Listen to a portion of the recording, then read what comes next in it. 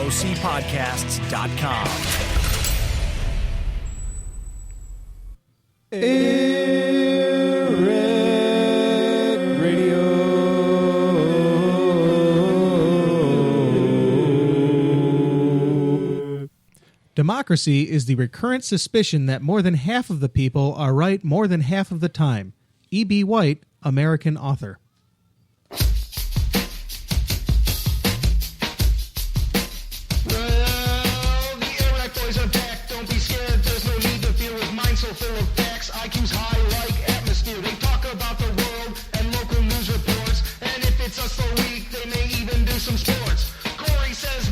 It's a goddamn joke. It's quid pro quo de facto. This democracy's a hoax. Stacey says, man, it's time to act. Keep your wallet where your heart is. We can take the power back. So go get a bowl, a spoon, and some cereal, and sit your ass down. It's time for AirWreck Radio.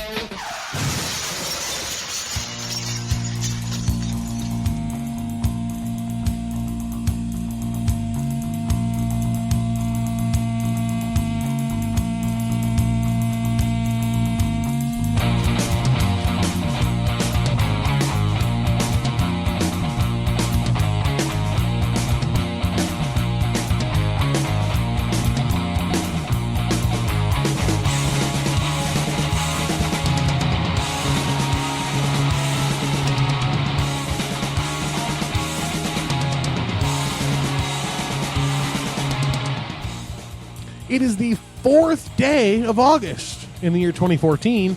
I'm Cory. And I'm handsome, funny, sexy as shit, and just slightly overconfident.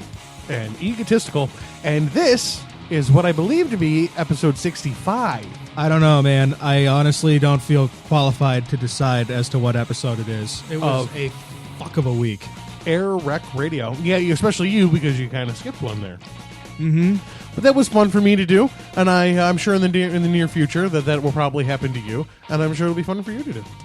I listened to it. It was a good show. Yeah, we had fun. You know what I found that I this disturbed me profoundly, Cory. Oh, there were like several times during that show where I was like screaming in the room but not there, and you said exactly what I was like dying to scream into that. It was like I channeled myself into you. It was very we've done this a long time, dude. So I think we both have an idea as what's going on around here. The important part is that somebody somewhere was screaming into their living room. Yeah, I definitely That tells was. me that we are at least invoking an emotion, and hey, that's a step in the right direction. Yeah, once they got my wife settled into emergency room, and I had to get back home and watch the kids anyway, so, you know, they're in bed. I had left that like, subject... fuck it, I'll just listen live. I had left that subject vague. Yeah, I know. That's fine. No, I'm all right talking about it. Because it's your business to share what, you know what I mean? No, it is my business. My wife had to have her gallbladder out. It was Finally, get rid of that it was a goddamn busy broken fucking thing. week. Hey, listen, man. 2 years ago, she had a gallbladder attack. This is right after my son was born. And it's common for women after they have a child to have gallbladder attack. All sorts of gallbladder chemistry issues. shit And changes. listen, to clarify, I'm not a doctor, and I don't read a bunch of doctor shit. You're parroting what your doctor told you. No, I'm talking about my specific instance and the decision that me and my spouse made. I'm not advocating it or telling anybody else it's the right decision to make or anything. Medicine is serious business. Make your own decisions. However, if it's broken and you can live without it, yank that motherfucker out of there. Fuck that, man. Some people, listen, here's the thing. Some people, when they have their gallbladder out, it's a fucking terrible thing. Like, they just have diarrhea the rest of their fucking lives. Now, that sucks, right? Because you could have tried anything else. Like, the thing with organs is once they're gone, they're gone. There's no deciding you don't like the results of your gallbladder out, because sometimes you can address it with diet changes. That's what my wife did. Oh, well, I'm not saying the minute it acts. The minute That's the what car the doctor. spits. That's what the doctor tells you. Well, they're trying to get their paycheck from the insurance No, company. I think they're just. Well, I mean, there's that, but I honestly think that they just know that you're not likely to beat it. But I'm not sure if you need surgery. Let me send you to a surgeon to find out. Right. Surgeon. Yeah. Yeah. You need surgery. Definitely. Duh. Yeah. Everybody does. I need a paycheck here. I got kids in college. Moral of the story. She went 2 years. She changed her diet, got healthy. Not that she was in terrible health before, but I mean, you've seen my wife. Jesus Christ. She changed healthy. her diet a little bit. She's a very healthy looking woman. And for 2 years, she was fine.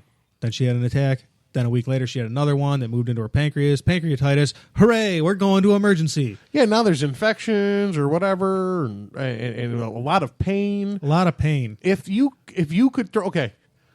Okay, so it was organ X was like broken. your family reunion. A lot of pain. So organ A is broken, and it's not necessarily totally functional in life. And if you take this one pill for the rest of your life, you're going to be on it for the rest of your life. No pills for this one. Or you got to change your diet for the rest of your life, right. or so you got to make a sacrifice because you got to give this thing up. But you get to get out of pain. And constantly worrying about whether my internal organs are going to attack me personally, I think it sounds like the plan to go. I'm a 2014 medicine kind of guy. If you say yank it out of here, we'll try the diet thing. Didn't work. We'll try the pill thing. No, didn't work. but that's the thing. That right there, that's the crucial point. When it's your gallbladder, they don't even try anything. It's like, do not pass go. Do not collect $200. Get your ass to the hospital and get that shit yanked out. And this is where you need to be responsible as a person of your own so we health. were, and we kept it for 2 years. Almost exactly 2 years and 4 days. Wow, were they looking through the medical records going, wow, look at that, huh? Yeah. Huh? They were, actually. But you gotta take responsibility for your own personal health. I mean, you hire doctors and you pay for them. And I think, sometimes we think doctors are perfect and infallible, and we forget that there's probably just the same amount of percentage in that profession as there pretty much anywhere. Yeah, crooked people are pretty evenly spread. There's crooked people, and there's probably some dumb people that just made the line. Yeah. Now, I'm not saying like your dumb doctor's, retarded. He's probably smarter than your dumb roofer, I guess. I don't know. I don't know that that's necessarily that's true. an unfair rationalization or generalization. Weren't you a roofer? Yes. All right, then I see where you're coming from. It might be an unfair generalization, but your doctor still might be a dumbass. Do some research. Ask another doctor. Right. Think about things for yourself, and remember that they work for you. I think a lot of times people like doctors and lawyers, because they make so much money and they are probably usually more affluent than their clients are, they forget who's paying the bills around here. Right. And patients are so inclined to respect that authority. And you should. I mean, and you should. But you should receive the authority. But for real, folks, there's Google out there. Yeah. Learn stuff. WebMD might tell you have cancer every time, but at least you did some research. Oh, I found out a new website this just tonight. I was reading Discover, and there's patientslikeme.com, I think it is. Okay. And you go there, and if like, say, like I had gotten diagnosed with gout, right? Mm-hmm. So I can go there and see what other people did and what other people do and how it works. And it's just like people with a thing go there. It's like one of those online dating sites, only there's no dating. It's just a bunch of bitching. I got gout and it hurts. What do you do to fix it? I'll tell you what I did. I changed my diet. I didn't even stop drinking beer. A little less red meat? Yes, slightly less red. We weren't huge red meat eaters anyway. Well, see, I like how it was processed foods for me. It definitely, dude. Things that came in boxes and packages. I like chips. I like, dude. While like my wife was in the chip, hospital, man, I came home and I like immediately reverted to like Bachelor Stacey eating and sleeping habits. I was up until like all right, folks. I'm an early bedtime person most nights of the week. I go to bed at 10, but it's not because I go to bed at 10. It's because that's when my wife. She's an early bedtime person. Always has been. Yeah, she's an early bird, that one. I am a midnight to 5 person for sleep. Like, I like to sleep from midnight till about 5 in the morning, and I'm good. Oh, see, I because my schedule affords me to, I do the midnight thing, but I have to have 8 hours. I definitely do not. Oh God! And if I don't do it, I'm better off to not go to sleep. If I have to get like less than 6 hours, I'm better off to just stay up, or I'll be in shambles. Oh, I'm like that at about 4 hours. Like shambles. It'd be awful. If I've been drinking, if I've just been, Oh, if I've been drinking, I'm just calling in sick to work and going to sleep. So anyway, I had bought a bag of chips last week. Dude, like, and this is like the first time there's been a bag of chips in my house, and I just happened to buy a bag of chips last week, so I housed it in the second night that Tammy was in the hospital and I was home. Sat around playing video games until 1 o'clock in the morning, chewing down some potato chips. Dude, I felt like garbage the next day. Oh, I bet you did. It was horrible. Those things will kill you. No, I'm not denying there's a physiological effect of eating that junk food, especially when you hadn't in a long Yeah, time. especially when you haven't. But I think there's a lot of psychological effect in there too. I think whether you even realize it or not, I think a lot of times when you do something like that, you just beat yourself up over it so much. I've been so good and I've been working hard and, I'm healthy now and I'm losing weight. Why the fuck did I eat the potato chips? Even if it's a subconscious thing that maybe happens in the back of your head. Yeah. With the little U-Hulk. Smashing yourself at the back of your head. Yeah, that's really, I mean, that is a thing that I have experienced, but that's not what this was. This was like physical revulsion. Like, just, I haven't eaten that kind, like a bag of chips. Like, I know that there's people out there that like house a bag of chips daily and it means nothing to them. I used to be one of those people. I haven't done that in years. It was terrible. Tell you what, I'd probably do it again though. I was up recently. I was up late drinking a little bit. Wasn't terrible, but I wasn't ready to go to sleep. And but it was 1 o'clock in the morning. I'm not going out to the bar at 1 a.m. That's just bad news waiting to happen. Yeah, starting no, the party at 1. Do. Now you're looking for an after party. No, not playing that game. So I was kind of drunk, little drunk, not too bad. Right. And I just went and got a garbage plate. And I mouthed the goddamn garbage plate. And I loved every second of it. I mean, I was, oh, God, it's so good. I got bacon on it. What? I put bacon on it. And but the next day, I was so upset that I had eaten a garbage plate that I physically got ill. Because I was upset I ate that 3,000 calorie garbage plate. Dude, when I was I totally can relate to that. When I was like mad skinny, as mad skinny as I've ever, I was like 205 pounds, which folks, if you know me, that's too skinny for you. It is too skinny for me. But I was like in really good shape at 205 pounds. And I ate a whole large Wegmans sub, which is something fat me can do twice a day and not even break a sweat. No problem. But skinny me, oh man, I thought I was going to die. I still can't eat a whole damn sub, and I'm like somewhere between fat me and skinny me now. And this is how sick the compulsion is, the fat guy compulsion. Oh, I still try. Exactly. If I get a garbage plate, I'm finishing it. There will not be leftovers for tomorrow. I'm not throwing any of it away. I don't care how much I hate myself when I'm done. I'm eating every drop. And then I'm taking the bread and I'm soaking up the grease from the hot sauce. I can't do that at all. I guess for non-locals, garbage plate is a local entree that consists of lots of things that are not good for you stacked together to create a delicious pile of evil. Oh, those things can all be good for you, Corey. You just wait. I'm going to have a hipster garbage plate because I got a quarter cow coming to me.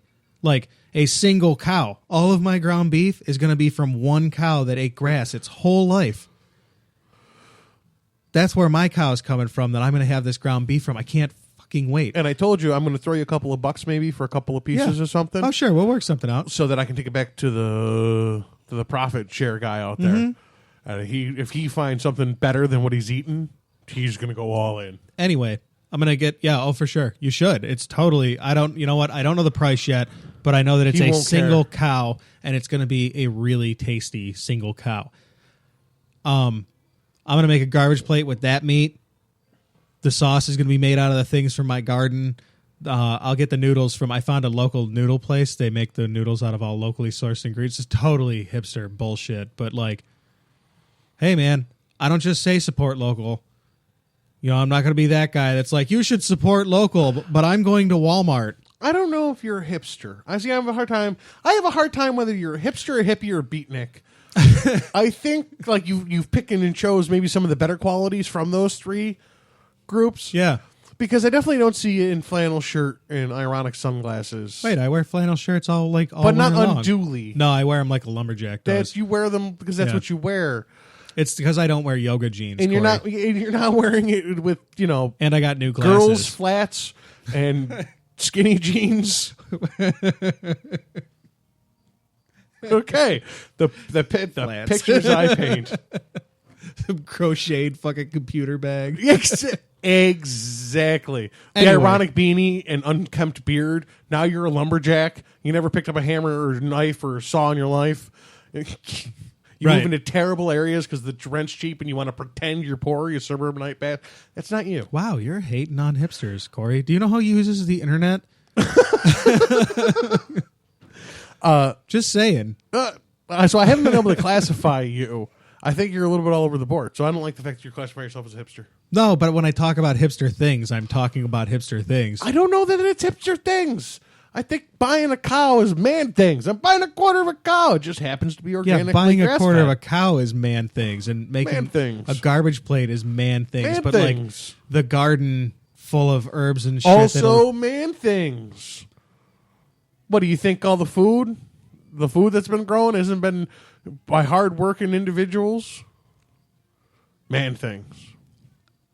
I guess if you want to just split it right, if you really want to dig right down in there, sure, anything could be man things if you turn it around right. I'm trying to defend you. Except like crocheting, Not man things. Not man things. unless you're crocheting boxing gloves, then okay. Sensitive man things. Yeah. And I'm cool with that. That's cool. I like that. Got to be a little sensitive. You got to feel for other people. So, Corey, do you want to move into some news, Yeah, let's giddy up. folks? It's time for headline news. Headline news.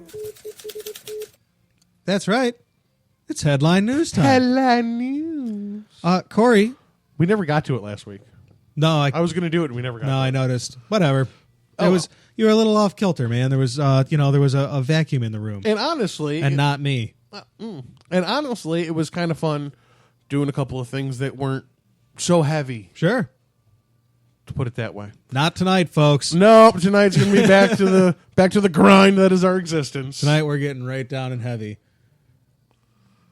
So, Corey, I imagine that you heard that there's no drinking water in Toledo, Ohio, and several other areas that get their water from Lake Erie. In all honesty and transparency, I did hear that the mayor of the town lifted the ban about 4:00 today. Yes, but we're going to pretend like we're recording in the morning for when right we now. first heard this. Okay, I just saying it all. Yes, no, But all they did. day, You're right. But since yesterday through all day today till 4:00, they have had no water to drink. And now they do, which is terrific. But this shit doesn't just happen once. In fact, you'll remember No, this last is gonna be year a problem. we did this same story about somewhere else. Did we? Yes, we definitely did. Wow. But Yeah. was it about Durand? Because we got a beach around here. No. And about every 3 years or so, it's shut down all summer because the bacteria levels are too high. But luckily, Durand isn't like responsible for a ton of drinking water. Well, It's not where the drinking water comes from around here.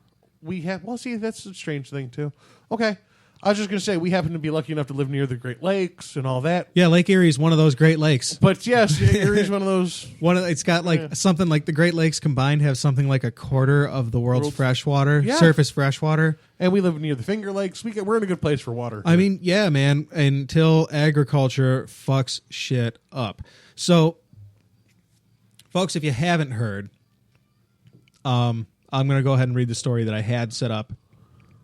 We're not going to do the whole story. We're going to just but it's so pretty. stick to the importance. What is? What you're getting to, the visual is actually so pretty. Oh, the algae? Yeah. Yeah. It's neon green. Toledo, Ohio. This is from the Associated Press. Long lines formed at water distribution centers and store shelves were quickly emptied of bottled water after Ohio's fourth largest city told residents not to drink from its water supply that was fouled by toxins, possibly from algae on Lake Erie. The warning effectively cut off the water supply to 400,000 people in Toledo, most of its suburbs, and a few areas in southern Michigan.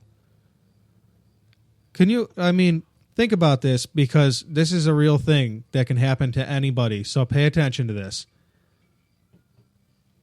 Think about if they can't get the water back on for 5 days, folks. Ooh. There's going to be a rush on water. Oh, it's going to be a lot. It's going to be rough. Can I tell you how cheap it is to get water a couple gallons at a time, and that water will keep? Whenever you go grocery shopping, pick up a couple gallons of water, put them in whatever storage area you got, your Keep 'em basement, out of the wherever. sunlight. Keep them somewhere dark, and clean, and just they'll keep and sealed. And don't open them. Just keep them sealed, and they'll keep. And if you're not sure if they kept, if you're a little concerned that one didn't maybe keep, but it's still pretty clear, you can put a tiny little drop of bleach in there and let it sit for a couple hours. It's not going to hurt you. And the bleach will kill everything in there, but it will be such a small, and it has to be like half a dropper. But anyway, that's your survival PSA from AirWreck Radio tonight. Just to throw onto it, quick boiling will also clean the water, and you'll be happy you have Wrong. those jugs. Incorrect. Enough for you to drink. The jugged water, sure. Yeah, if you're concerned about the jugged water. Yeah, that's what we're talking about, Yeah. stockpiling jugged water. You cannot boil this water that the Oh, people- no. That I want to be very clear. If ever we have a contamination like what they're dealing with, if you're ever in a situation where you have to deal with that and the city tells you don't drink the water, don't boil it either. 'Cause Some things don't go away. whatever is in it isn't going to boil away. All you're going to do is boil away the clean water. You have to distill to remove toxins from water. You can't just boil the water. And drinking distilled water is awful. Boiling's good for bacteria, not for toxins. Yeah. No, I was talking about the jugged water. Most of that jugged water should be clean, except for maybe some slight Right. PHP, which will boil away. So here's And you'll be happy you have the jugs. quick guideline. Buy one a week until you got 20. And then keep buying one a week and get rid of the last one. Or drink it. Or drink it, or whatever. Drink it. Whatever, sure. Use it to water your lawn. I don't care. Whatever.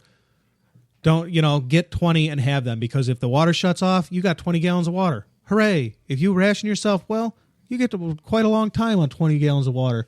I would suggest probably at least 5 gallons per member of your household. And that one's probably going to last you about a month. If you have to deal with it for sanitation, also you want 5 gallons per person per day. Oh, for sanitation purposes, I was thinking drinking water and cooking water. For sanitation purposes, I'd probably say at least that. Yeah. If you're using it for cleaning, if you think it's going to be that long a haul. So, what happened? Why is this water so nasty? Lake algae. I haven't actually seen the pictures, but the lake algae I hear looks like spilled paint. Corey, you were talking about how pretty it is. I'm looking at it. It's neon green streaks across a marine blue ocean. Yeah. Next to a large landmass, and it's really quite visually appealing. It's a satellite photo. Yeah. It's very visually appealing. The algae, I assume it's satellite. whatever it is, it's from above. Yeah. Yeah. The algae growth is fed by phosphorus, mainly from farm fertilizer runoff and sewage treatment plants, And that's why it's so bright. leaving behind because it's got so much nutrient. Full of phosphorus. That too. Leaving behind toxins that have contributed to oxygen-deprived dead zones where fish can't survive. The toxins can kill animals and sicken humans. So, fertilizer. Well, guess where the fertilizer came from? Fertilizer is kind of a funny thing these days because it is really responsible for so much detriment to the to the ecology and also to the economy. Do you know why there aren't so many jobs? One reason, one thing we could do, one simple thing that America could do to make more jobs. Stop subsidizing farms, stop using agricultural chemicals. I don't mean individual chemicals. I don't mean, cold turkey. I mean stop genetically modifying stuff so that it's resistant to... Let's make maybe draw a line. Is that what you're going? Because here's the thing. I'll clarify for you, if I may. Yeah. The reason we use chemical insecticides and herbicides especially, is because it saves us all the manpower. Well, We don't need to have a bunch of people... herbicides. Yeah. We don't need to have a bunch of people out there picking weeds. So, that makes the farmer more efficient. So, he doesn't need as many employees. Corey, what do we have a surplus of in this nation right now? Unemployed people. Unemployed people. People seeking employment. A couple of things that I just want to throw out there. Okay. One, I'm not sure. I still think personally, maybe this was used as rhetoric before, but I still believe it might be a situation that's in real case. I'm thinking a lot of the people who are unemployed in this country would still turn their noses up at farm work. Second of all, and a lot of them would still take it. I'm not saying it wouldn't create jobs. You're entitled to that opinion, but I do not agree with that opinion at all. But there's a lot of people in this country Not I even know who are unemployed who turn their nose up to labor. They do it all the time. That's why they're fuck unemployed. them. Their kids can starve then. These people don't have kids. People with kids. Whatever. I don't care. If you won't take a job, fuck you. I mean, I'm not saying if you were like a fucking somebody who's like could get a job and is just waiting for one to open up in like banking or something like that, and you're holding out for banking, or if you're a mechanic who's holding out for a mechanic job and you've been unemployed for 3 months, hold out for the job that suits you. But if your unemployment benefits are up and you got nothing going on, go farm. But and I agree with you totally. I'd be the first one out in the fields if I were hungry. But to be fair, working for my money. The infrastructure right now is not there. There are not those jobs, but there could be. But those jobs aren't there. Back to the big point I wanted to make. If you got a second there, do you got a second there? Sure. The big point I wanted to make was I don't necessarily want to vilify every single situation where a chemical might help us. If we did the research and found that a single chemical helps a situation. Don't pick apart. I'm not talking about every single chemical is the devil. That's blunt. That's not. I'm certainly being more nuanced than that. Okay, and I guess more than anything, I wanted to make sure that we specified that because the statement you made earlier struck me when you said it was something along the lines of stop using chemical whatever. I think you said fertilizers. I don't remember what you said. Okay, hang tight for a second. But it struck me like that. I certainly do not disapprove of the use of every chemical because that's retarded. Water is a chemical. It's called dihydrogen monoxide. Yep. It's a chemical. It's everywhere. It's in your fucking blood, folks. Everywhere. Panic in the streets. There are chemicals in your food. That's okay. They're all chemicals. That's not what I'm talking about. What I'm talking about is when we genetically modify, say, corn so that we can break corn down and make a million goddamn things out of it, and now everything eats corn, so everything we eat eats corn. When we willingly and purposefully do something that we know is either dangerous or possibly dangerous without regard for human life. Life in general. Human life is life in entirely general. dependent on that's all a good point. life. Good, that's a very good point. With total regard for life in general. So, yeah, that's essentially what I'm saying when I say, but to get back to the use of these fertilizers, the reason we have to use these fertilizers is because we don't have enough livestock. And the reason we don't have enough livestock, all right, it's not that we don't have enough livestock, it's that we don't. I heard the opposite number. We don't utilize our livestock well. Like, you can't use the fertilizer from corn-fed cows to fertilize plants because it's just the cows aren't digesting it right. They're not healthy cows. They're sick cows. So they're not making the natural fertilizer that we could use. Well, how do we get it so that the cows can use the natural fertilizer? Or can eat natural food and make natural fertilizer? Well, we would have to have less cows per farmer because they would have to have ranch hands and things like that. You'd have to move them around and they'd have to graze, and that would be more labor intensive. What do we have a surplus of in this country? Unused labor. Does it drive, if you have to have more employees, does it drive the price up? Yes. But if all of those employees are more affluent, they have more buying power, and that drives the economy up. Plus, it drives up. Good employees drive your profits up. Yeah. That's the way it works. Good employees drive profits up. People who do their jobs and do them well make you money. Profits for corporate farms would take a hit. But fuck them anyway. I don't care about the corporate farms. No, you don't. I was thinking about Joe next door with his 100 acres. That's who you should be thinking about, is the people in the local suburbs who could be having a couple of cows, raising them. I could have a cow out here and raise it off the grass I have. There's enough grass here to feed one cow the whole year, and then I could take it somewhere and have it slaughtered. And for the most part, you just don't cut your grass, let the cow eat it all. But that doesn't really help the economy at all that I could do that. But if I had 5 acres, then I could have a couple cows, and I could put those into the economy. Well, because you could sell them. Because I could sell them. Well, you could barter them. You could give them away. there's a sticky thing there about how you have to deal with that kind of thing. But for loose terms, without getting too specific, you could sell them, quote unquote, sell them. Well, yeah, okay. I see what you're saying. Legal permission. You need legal permission to raise livestock. Like, so. I had to buy my quarter cow first because you can't buy meat. You can't buy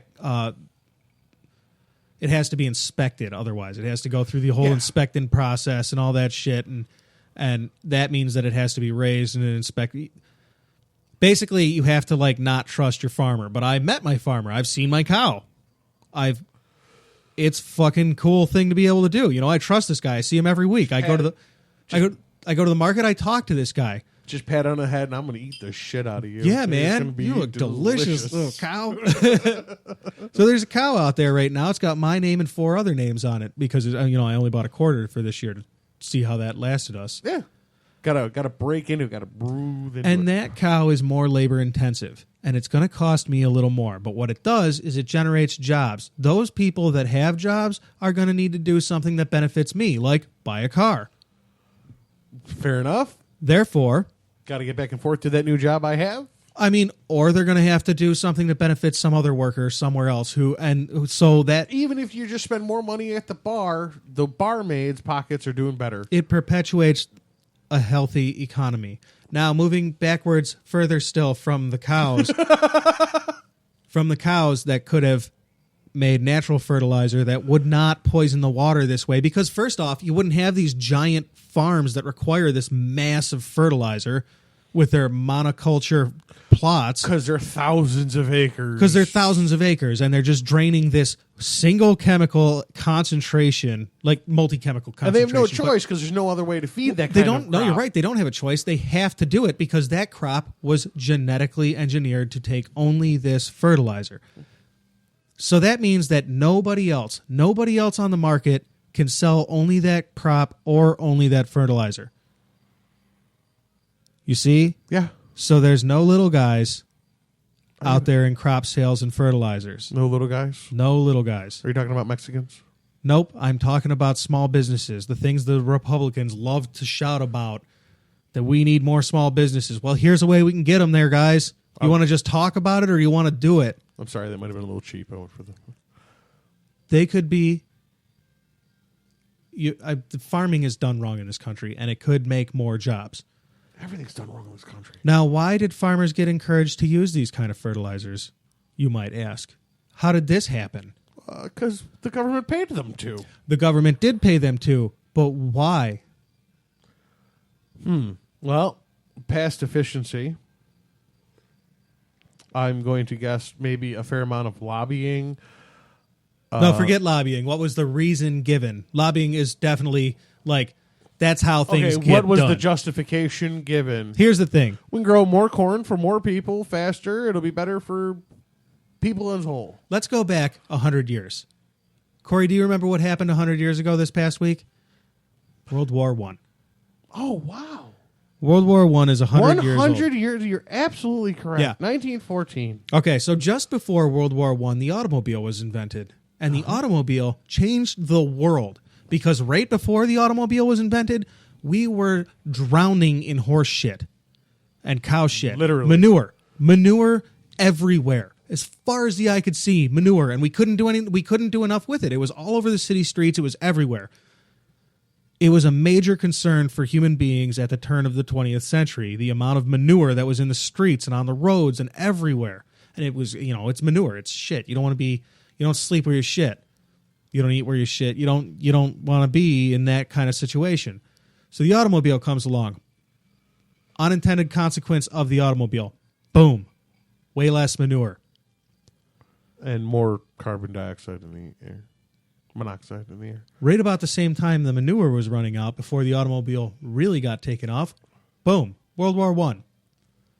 Well, suddenly we have a use for this manure because the chemicals in manure make boom booms. Make bombs and poison gases and gunpowder and all kinds of things that the war machine needs, especially in World War. I mean, plus all the use for the cars we just invented. It makes fuel. It moves troops so efficiently.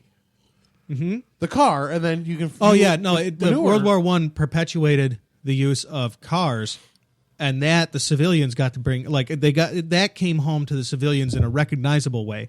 But the chemical processing of manure also came back, but it was in an unrecognizable way because in the 1920s, people didn't have the affluency, the familiarity with chemistry, that the historical context to realize where all the manure went. I don't think people had the education level that people have now. No, they didn't. No, for sure. They used the manure that they had been using for bombs. Now the chemical companies were stuck with this shit. Literally, the chemical companies were, because you don't, at wartime, you don't buy only as much as you need. You buy all you can of a raw material. So they're left with this stockpile of it, and they got to figure out something to do with it. So what did they do with it? They learned to make chemical fertilizer with it. And they could sell it to the farmers because chemical fertilizer initially yielded way better results. I mean, it still yields way better results, but it's, I mean, you know, the chart of autism and chemical use and corn infiltration are like identical charts, and it's like that for a bunch of things. But so the chemical companies originally were using it as weapons or to make weapons, and moved on to use it. I give you stink bomb. We stink out whole village. I give you mustard gas, tear gas. It was a little bit. I know. Of a bit. Okay. So that's why fertilizer became such a, like, why chemical fertilizer happened. Because the chemical companies weren't going to lose their money. I know.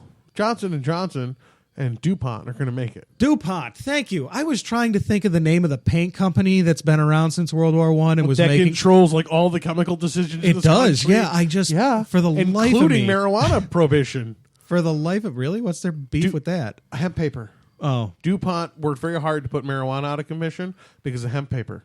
That makes sense. I all day long, Corey, I was trying to think, because I was like, it's not Rust-Oleum. Who the hell is it? DuPont. It's not Dow Chemical. Well, it is Dow Chemical, but it's not. They're not the paint company. The whole time we were talking about the poop, I had this memory snapped in my head. One of the best things I like about absorbing information is that you get to spit it back. And one of the guys looked at me at work one day and went, "Why is it that every other animal's poop is," he said shit, but is manure?" I like how you edited yourself for the podcast and then completely erased that. I did not edit myself for the podcast. I just spoke like a father. Just poop. Oh, I see. Okay. And then I realized, oh yeah, shit. Yeah. I'm not in polite company. When there's a spill of human sewage, of human shit, it's an ecological disaster. Why is that? And I looked at it and I said, well, maybe it's the difference between the things we eat. Yeah. When was the last time you saw like an animal in the wild open up a box of crackers and mow down? Like, well, the 70-year-old in the room looked at me and goes, well, when I was a kid, they used to say human fertilizer was the best fertilizer on the planet. Yeah. I said, well, he grew up in a little farm town in Pennsylvania 70 years ago. He was eating off the land, natural food. That human poop probably was awesome for the amount of rich, different ingredients and different nutrients we absorb. Back then, they had composting toilets, Corey. Oh, yeah. They still exist. That's a toilet that instead of going to the sewer or the septic system, composts the human waste, and it makes great fertilizer. But you can't get it in the U.S. anymore. The U.S. won't approve it because everybody... Well, how am I going to get my money? Because not because how am I going to get my money, but, well, I mean, I'm sure that enters into the equation, but it's also because the majority of human beings' shit is toxic. It's awful. Let me tell you something. Open up a box of Chips Ahoy, another vice of mine. Oh, take one of those cookies out, set it on the counter for a week. And see what it looks like. Looks exactly the same. You can do the same thing with a McChicken. Uh-huh. You can do the same thing with anything at McDonald's. It's going to look exactly the same. You know why? Because things in nature can't eat it. It doesn't even smell bad. Bacteria can't eat it. Yeah, bacteria can't handle it. And that's a sign. If bacteria can't destroy it, we have a serious problem. Because guess what can destroy you in a quickness? Yeah. Well, bacteria. I mean, on the other hand, I'm now made out of McChickens, so... Maybe that's a good point. You know? Maybe we're gaining superhero powers from all this GMO and we just don't know it yet. So anyway, moral of the story here. Inhumans right around the corner. The thing that bothered me about seeing this story on the news was that the news didn't do anything to explain why. Because it's why not fertilizer seeped into a Great Lake and caused an algae epidemic why, that could kill a town. Why is this becoming a problem now? And that's because we've given factory food a monopoly over the way we eat. Is it a total monopoly? Not yet. Is it going to be? Well, not if we can do something about it. I think there's be an argument as to what total monopoly is, because I would feel the exact, just because some competition exists, I still feel like it's the monopoly. I feel like because they have the national 90%, 90% of the population is almost or all but forced to eat the food that they're being fed. What? I'm not gonna. Okay, 10% are waking up or already been self-sufficient eating their own food. I'm going to say 60% of the population, but still, and I think I'm being conservative. Are you an optimist? I think I'm being conservative. Oh, God, I think you're being so optimistic. Because when you consider that cities have naturally more people and less good food to choose from. But the public market in Rochester is full up every week. So, like I said, 10% of people, well, the public market's full up, but it's not like it's a... It's also not How like, many Wegmans are there? Wegmans is a local food chain. How many are there in the area? 10, 15? I don't know. Bunch. One big public market. The Wegmans is... this week we're in an article as they're billionaires now. Congratulations. They've done it. They have shut everybody else in the area out, and now they're billionaires. I mean, this good is for a funny them. line to walk. Good for them. They were a small business less than 100 years ago. So good for them. And if there had been an estate tax, the whole rest of us could have got to reap in that benefit too. Now, honestly, do they have their entrepreneurial right? Sure. You know what? I'm not hard on the estate tax. And they're one of the top 500 companies by, I think it was Forbes. Yeah, they are a very good company to work for if you can get in. And, I mean, Wegmans isn't the devil, but it's not a saint either. Why aren't there 2 local grocery stores? Why isn't that a thing? Why are my only other choices national local stores? I don't know. National stores. And maybe this is a byproduct of capitalism, but in this situation, it's kind of like politics. You ask, well, why aren't there more grassroots competitors out there campaigning? And it's because the competition is so large at this point, it could afford to just step on you. Wegmans could put you out of business by convincing towns that it was hard to put grocery stores in other buildings and that the driveway was too beat up or the roof leaked or... I mean, it's hard. You know they what, though? Advertise it's not fair to say that Wegmans doesn't have... or that We're using them as an example of the devil. It's not fair to say that they have a monopoly anyway, because there are other choices out there. There are just no other local choices. But Wegmans is the local choice. It's don't go to Tops, it's not local. Don't go to Big M, it's not local. Wegmans although Big M local choice. Seems local because only small towns have it. But billionaires now, good for them. It's bad for us. It's a funny line they walk. Like I want to be good. I want to be positive for them because they're probably the best example of a successful small business. But if you can afford to be a billionaire, you can afford to pay your employees better. And that's more than one person. More than one person in that family is a billionaire. Well, it's him and his wife. They have children. Well, they all, I think, share billionaire status. Yeah. Whatever. If you can be a billionaire, you can probably pay your employees a little better. Because when you say, and I don't know that Wegmans is a minimum wage company. They're awesome. I hear they pay well, but only by comparison, other grocery stores pay minimum wage. Well, if you pay your employees minimum wage, what you're telling them is that if it were legal, I'd pay you less. I think that there is a place for minimum wage at the introductory level. There is a place for a minimum wage. If you have a work history of less than 2 years, let's say is a fair number, minimum wage for depending on what you do, might not necessarily be a bad place. Some jobs pay more than others because they require more professionalism or more apt abilities or more this or more that. And was a time Some jobs for 16 years old should pay the minimum amount of money that a human being should be paid. Citizens of this country should be paid. that's better than a human being because it makes caught a it. difference I caught it. where you are. Yeah. It shouldn't.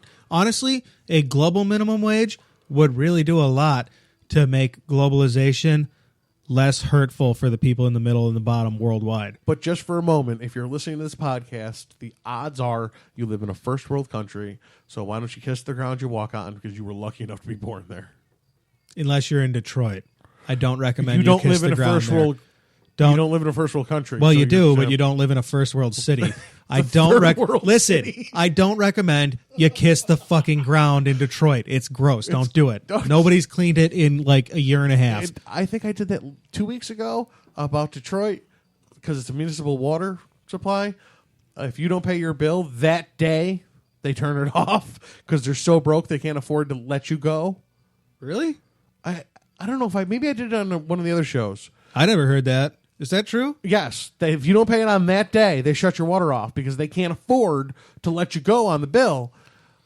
But during the heat wave we just had, they said we won't turn anybody's water off till after the heat wave. You know why there's no money for the Day people after of the heat Detroit? wave, shut it all off You know why there's no water for the people of Detroit? because it's filled with algae. I'm sorry. Why there's no money for the people of Detroit? Callback. Okay. Because we have crushed the shit out of the tax. There's no money. There's not enough people paying enough taxes. There are Well, that's a good point. people like you and me. We pay our fair share. I think we're both 15% tax bracket people now. I am now. Congratulations, you've made it. We're both 15% tax bracket people, and we represent the bottom of the middle. I think that's a fair place to say that's where we come from. Yes. That's where we come from. That's where we are. Right. And that's a good place to be. And it makes up, I don't know, probably 40 to 60% of the American wage group. Maybe less these days. I don't know. But anyway, the people at the top pay less than us. They pay a lower percentage. I know. They have so much more. Even with my argument, you're progressive tax, I'm a flat tax generally. I'm not necessarily sure that I know enough of the ins and outs to hold that ground steadily. It sounds like logic to me. It does sound like logic. But less than me definitely doesn't sound like logic. No, I mean, it's not. But the thing is they don't pay less than you. They pay a lower percentage than me. That's less than me. But it is like it's absurd that somebody can be a billionaire and pay a lower percentage of income tax, and again, than I pay. I don't know the loops, but if you said I pay 15% and the billionaire paid 15%, but he paid more money because he had more money, I'd be like, well, that sounds like logic to me. Sure. Ship it on down the line. It used to be 75% after your first $3.2 million. Because nobody should ever be taxed 75% of anything ever. Now think about that. Now think of this is just income. This isn't capital gains. This isn't estates. This isn't 75% of the money you worked for. And what does that do, Corey? What is it? What does that I'm provide? not saying Listen, it's no. not good. Hold on. Hang in there for a second. What does that provide? It provides a negative incentive towards capital hoarding. No matter what you do, you are not individually worth 10,000 me's. Okay. Your wage, your income represents your worth to society somehow or another. After $3.4 million in this country, it could be different in other countries. There should be a disincentive to make more than that. And taxation is a very effective disincentive. You know what? Even at like a 50%, I probably had some. You could talk to me, and if you can, I'd feel a lot better about 50%. 75%, like literally made me. Listen, Corey, listen, I'm not advocating 75%. Okay. I'm just saying that was the high. It used to be. Before that, it was 91%. Can I just give a small example? And we used it earlier. The Wegmans family, right? Mm-hmm. This was started by his grandfather.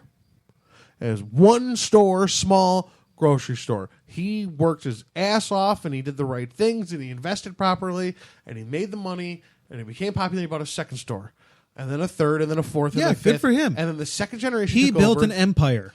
and then the second generation took over, and instead of doing what happens most of the time when a company goes second generation, and they drive it into the damn ground, I guess second generation built the empire. a second generation turned it into an empire. Yeah. The third generation's working just as hard to maintain that. Now, these people put in the time, the blood, the sweat, and the tears to take away 75% of their hard-earned money. Know how No. number Whoa. Hold on. It's not 75% of all their money. Income tax. It's 75%. That's your hard-earned money. Listen. It's 75% after their first $3.4 million of income. After that, everything after $3.4 million. 3.4 tax-free? I don't. If I actually, pay 15% no. on that, and then once I break that, I pay 75%. And I see where you're going, because we always scream about the money hoarding thing. But there's a part of me here as a small business owner who feels like I put the work in. You don't deserve 75%. Nobody, I mean... Okay, well, let me touch on your sensitivities as a middle-class worker who is like, our kids are going to get fucked by this kind of system with its fucking low tax and no money in the piggy bank. Don't get me wrong. I don't So think they should argue pay towards 5%. what really matters. I'm not arguing This does for matter to me. 75%. I'm not arguing for 75%. I'm saying that was the high. The high now, what you pay now, past your first $3.4 million, 25%. That's too low. That's too low. I was thinking 40. Tax code is fucked. Bad. It's bad. General Electric, I've said this before, pays 0 corporate income tax. I don't know what that means exactly, but I do know that 0 is not enough. 0 corporate income tax? 0. That's a reliable source? Yes. 0 Oh, corporate yeah. No, income that's tax? a real thing. That's a fact. They have enough write-offs that they balance their tax. They keep their money in offshore banks, and now because, we had our dunce Bush in office for so long, and See, Clinton I love had you, something to do with it, too. and you're really good at this. And I don't feel like my points were invalid, but just as I started to get annoyed, you whale me in the side of the head with something that I can't. 0%. That's what I'm saying, Corey. Gross. It's not. It's I not. can't- 0% is disgusting. It's not just that they don't pay enough income tax, and there's no disincentive for them to. Like, honestly, you don't want people making more than $3.4 million. You don't. Here's why. Because then there's not enough for everybody else. After $3.4 million, you can't spend enough to justify the amount of the economy you're sitting on. You can't, whatever you do, you can't be earning that money. You must be stealing it. So, the billionaires, Wegman, since we've been using them, must billionaire have stole that money. Yes, by not paying their employees or their taxes in a proper amount. Now, I'm not saying... I don't know what their taxes look listen, like, so I hold can't argue it.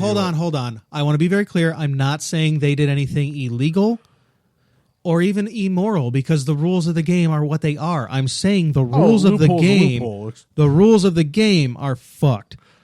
I think a smart man I know once told me a loophole's a loophole, but there you exploit it. Right. Who was that? If the system's in place, you have to play by the rules of the system. The rules are fucked. Right now, the top 1% has more money than the whole rest. And actually, that's not even like that party line 1%, 99% thing. That's not even correct. The 0.01% have more than almost half. It's either almost half or just slightly more than half. I'm sorry that I don't have it right on I hand. really believe the number was 80 people, 50% of the world's worth. The world, yeah, wealth. but we're not talking about the world. We're talking about America. And I'd be, as I always am, I'd be willing to break that down to probably be close to the population breakups anywhere. Sure. Anyway, it's very clear that too few people have too much money. True. And it's not necessarily clear that trickle-down economics, supply-side economics, is responsible for that, but it certainly is correlatory. Okay. One quick second. I want to rephrase that. I don't think there's too few people with too much money. I think there's too many people with too few dollars. Personally, that would be my way of feeling about it. I just wanted to put that out there. All right. And trickle-down economics, like a lot of the things we discuss, looked a lot better on paper than it turned out to work. I don't think that's true. I think it looked really good to the people in power because they were the ones that would benefit. So for them, it looked really good on paper. But for anybody else, see, I remember in high school when I first got introduced to trickle-down economics, I was like, this is retarded. And my social studies teacher that was trying to teach us about it was like, no, you just don't understand. I'm like, no, I'm pretty sure that no matter how you dress it up, if you put a dick in my ass, I realize what's going on immediately. Did you say that to your social studies teacher? No, but that's what I got, what the conversation broke down to. Bastard. You can't fuck me and tell me you're buying me drinks. That's not what workins. Are you sure? Because I would like to try. It's not how it works. No. Damn. I want the drinks first, and then you're still not going to fuck me. Hit him over the head with the blackjack. The idea behind supply side economics is a very elegant idea to a rich man. Well, we'll just give more money to the rich people and it'll all trickle downwards and the poor people will get theirs because the rich people will be inclined by their natural goodness to want to help everybody. The trouble is all the trickle down economists, they're all also libertarians. Libertarians don't believe that people are inherently good. They don't. They don't generally believe that. True facts. Yeah. That's part of the libertarian, like, I shouldn't have to pay for somebody because they'll just be lazy if I'm paying for them. That's what libertarians, that's what conservatives say. But they think that rich people are somehow inherently good while poor people are not. You see the problem in that philosophy? Yeah, I get it. It's a mess. I'm about wound down on this topic. Would you like to move on in the news? My turn. Yeah, I think it's your turn. Texas abortion clinics ask judge to stop new law. I don't know anything about this story. Let's hear it. And I wouldn't expect you to. It's out of Texas. We live in like the exact opposite world that they live in. I have relatives in Texas. Okay. That changes things. Also, whatever.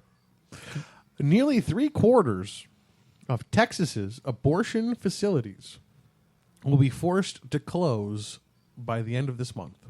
If one of the nation's toughest new abortion laws is allowed to take effect, you will see 18 abortion clinics in jeopardy. U.S. District Judge Lee Yakai in Austin will rule on the latest challenges to the sweeping abortion restrictions that Texas Republican-led legislator passed last year. Attorney General Greg Abbott, a Republican who is the favorite to become the governor next year, is defending the restrictions. The trial began as a federal judge in Alabama on Monday blocked a law in the state requiring doctors at abortion clinics to have hospital admitting privileges. A doctor without hospital admitting privileges. We did this story in Mississippi, too. Uh-huh. We certainly did. That's why I wanted to do it tonight. This hospital admittance thing, this is horse shit. There are currently 18, yeah, I was right, 18 abortion clinics operating in Texas.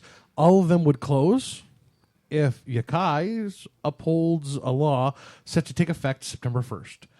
That law would require the clinics to meet the same standards as ambulatory surgical centers. You know, I mean, honestly, there is a legitimate argument here. I'm not saying there's not. I'm not saying it's ridiculous. That you know, you as an abortion clinic,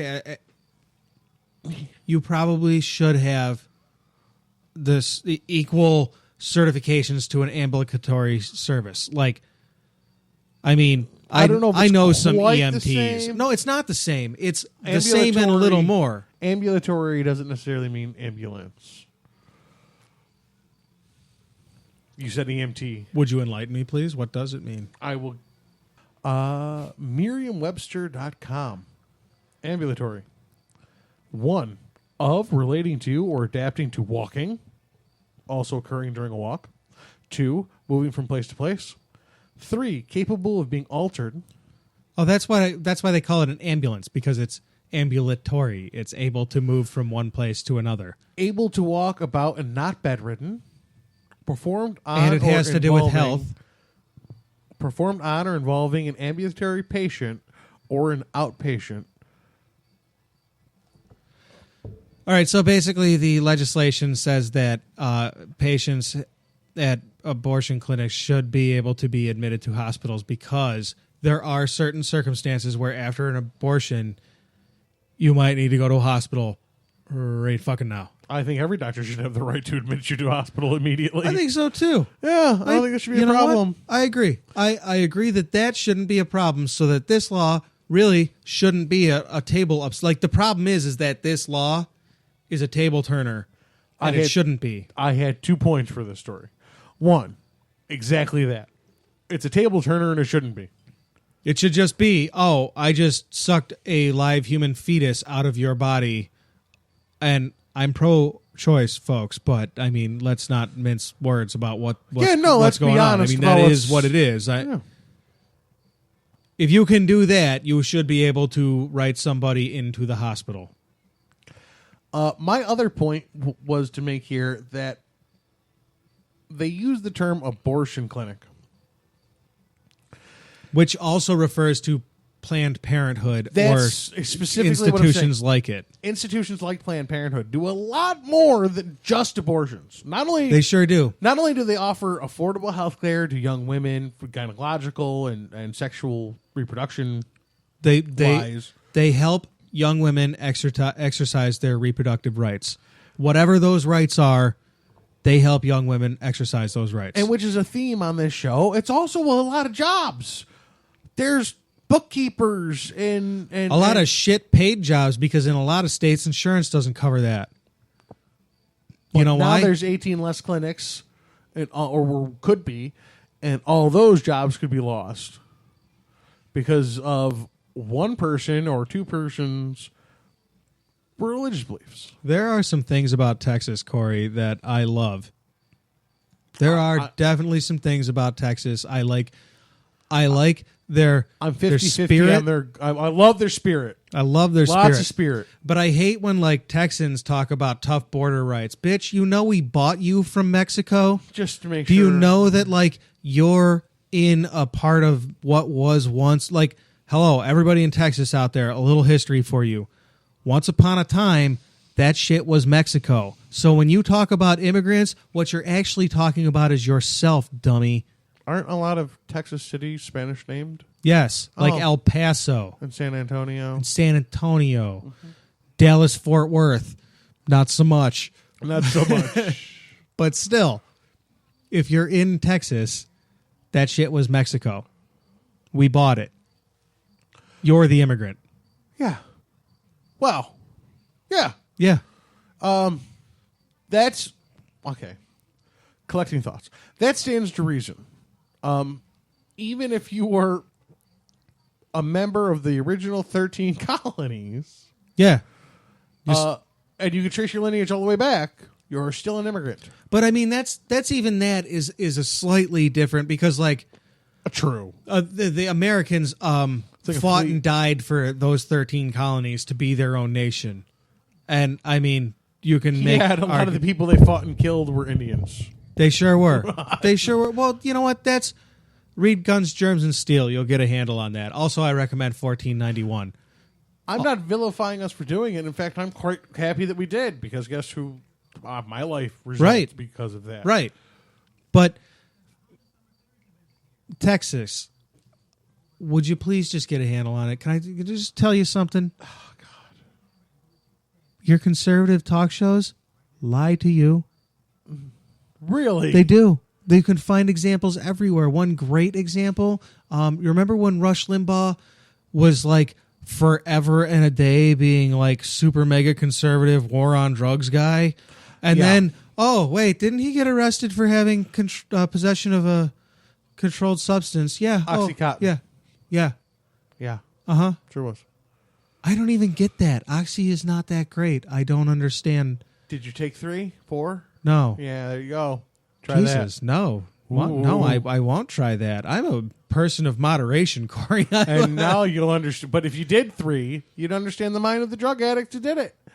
It's opium in a pill. That's all it is. And history has shown many times how exactly all-consuming opium addiction can be. Have you ever heard of the Roger Ailes memo? No. I recommend that you and everybody listening go and look at it. Is it about the opium market in this world? No, it's about why the media is the way it is. This is a memo that was set out in the mid-'70s, and it was Roger Ailes was like a big muckety-muck of major broadcasting network that eventually became parent company to Fox. Okay. And if you read this memo, you will never have to watch Fox News again. You can just watch any other news source, internet or otherwise, and then apply it to the Ailes memo, and you'll have what Fox News said about it. He's like the filter they use to conservatize and turn it into malicious things. They recently, there was a climate thing going on in Colorado, and Al Gore went. Oh, no. Yeah. And it was like, it happened to be 54 in Colorado in July, which is cool because it's been I don't mean like great. It was temporally cool. That's actually has to do with temporally? Time. Temperaturally. The weather was not warm. The weather was not warm. And so I had this conversation at work today, too. There was a global warming meeting going on, and it was cold in Colorado where it was going on. And so Fox News had a headline that said, I'm going to paraphrase. I'm going to paraphrase real quick. There was a Fox News headline, and it said, climate fails to cooperate with climate advocacy agenda. Because it was cold where Al Gore was. But don't you... Okay. And it should have been warm, but it was cold instead. And so, listen, this is the punchline here. That wasn't the punchline. This is the punchline. A CNN pundit, one of the talking heads from CNN, tweeted, climate isn't weather, you willfully ignorant fucksticks. Oh, God. Oh, God. Do I love this guy? This guy. That's awesome. This guy is my hero right now. Fucksticks. And he says... Hashtag. He said it... I love him. Who was it? It was Bill Ware. He said, you willfully ignorant fucksticks. I love it. He said it on the Twitter? He said it. He tweeted that. He said, climate isn't weather, you willfully ignorant fucksticks. That is just terrific. He did sort of apologize. He went on to say, my bad, I guess, was his apology. And I love that, too. This guy, 2 thumbs up to Bill Weir. You can follow him on Twitter. At Bill Weir CNN. Bill Weir CNN. Anyway, that was more of a news interruption than an actual news story. We kind of got there because I was like, that made me so excited the other night when I was on Twitter. I saw it like somebody else, the Young Turks had posted it because they had their commentary about it. And so I followed it through and I found it on Twitter and I retweeted it. It made me laugh out loud then and now.